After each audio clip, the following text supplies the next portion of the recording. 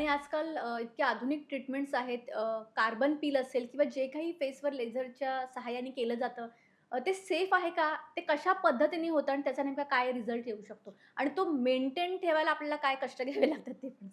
तुम्ही बऱ्याच इन्फ्लुएन्सर्स किंवा सेलेब्स बघाल, तर नको, नको, मला नाही करायची ट्रीटमेंट.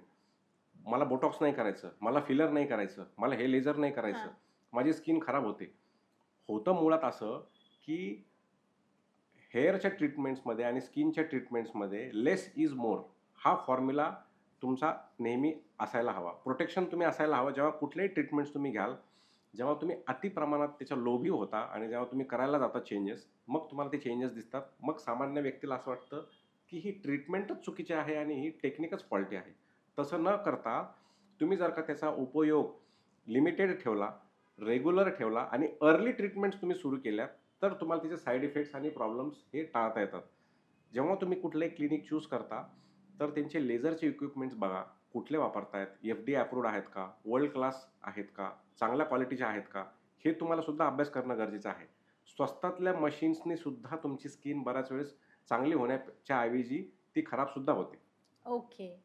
आता खरं तर या ट्रीटमेंट्स आता ज्या काही आधुनिक ट्रीटमेंट्स आहेत, त्याचा बरेच मोठा फायदा असेल. पण प्रत्येक जणांना, काही जणांना हे अफोर्ड करायला जमत नाही. जर त्यांना चांगली स्किन हवी असेल, चेहऱ्यावर एक नॅचरल ग्लो हवा असेल, तर ते घरच्या घरी काय करू शकतात त्याबद्दल थोडं मार्गदर्शन करा?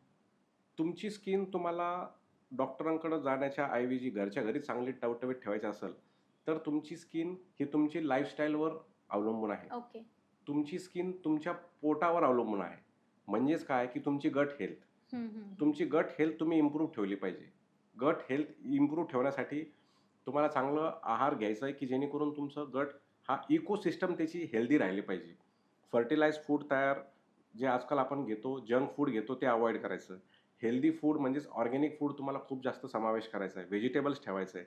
प्रोटीन डायट ठेवायचं आहे. एग्स, फिश, मिल्क, वेगवेगळे डाळ, वेगवेगळे लेंटिल्स, वेगवेगळे ग्रीन व्हेजिटेबल्स हे तुम्हाला ठेवायचे आहेत. सर्वात महत्त्वाचं फ्रुट्स. हं, हं, खूप हं. चांगले आपल्या भारतात वेगवेगळे ड्राय फ्रुट्स दिलेले आहेत ते तुम्ही घ्यायला पाहिजे. त्यानंतर सनस्क्रीन, झोप आणि व्यवस्थित हायड्रेशन ह्या 3 गोष्टी तुम्ही विसरता आणि कामा नये स्ट्रेस फ्री. आणि स्ट्रेस फ्री. त्यानंतर तुमच्या आहारामध्ये अशा काही गोष्टी ॲड करा, की जे तुम्हाला फील होत आहेत, की जे इम्प्रूव्ह होतंय तुमचं. हं, हं, तुमचं हं. गट हेल्थ इम्प्रूव्ह होतंय आणि तुम्हाला हेल्दी ठेवतोय. हं. तुम्हाला सर्वात आधी महत्त्वाचं जे आपण विसरतो अल्कोहोल आणि स्मोकिंग यापासून सुद्धा तुम्ही टा तुमचं स्किन हां, हां. चांगली होते. हे अव्हॉइड करायला पाहिजे तुम्ही. तर ह्या सगळ्या गोष्टींमुळे तुमचं लाईफस्टाईल इम्प्रूव्ह होते आणि लाईफस्टाईल इम्प्रूव्ह झाले, की तुमची आपोआप स्किन चांगली होते. चांगली स्किन, ग्लोइंग स्किन म्हणजेच तुम्ही किती हेल्दी आहात हे याचं याचं हां, एक हां, हां. प्रतिबिंब. करेक्ट. एकंदरीत आता आपण बघितलं तर आजकाल आपण सतत स्क्रीनसमोर असतो. अ, ऑफिसमध्ये असताना लॅपटॉप असेल, घरी आपण असेल तर हातात फोन असतो.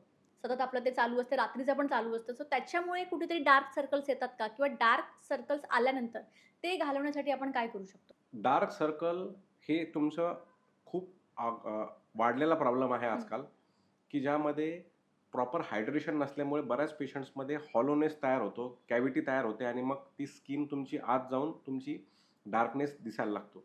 2 नंबर स्क्रीन टाईम खूप जास्त असतो, लाईटचा एक्सपोजर खूप जास्त असतो, त्यामुळे डार्क सर्कल्स येतात. 3 नंबर सर्वात आधी महत्त्वाचं म्हणजे अनियमित झोप.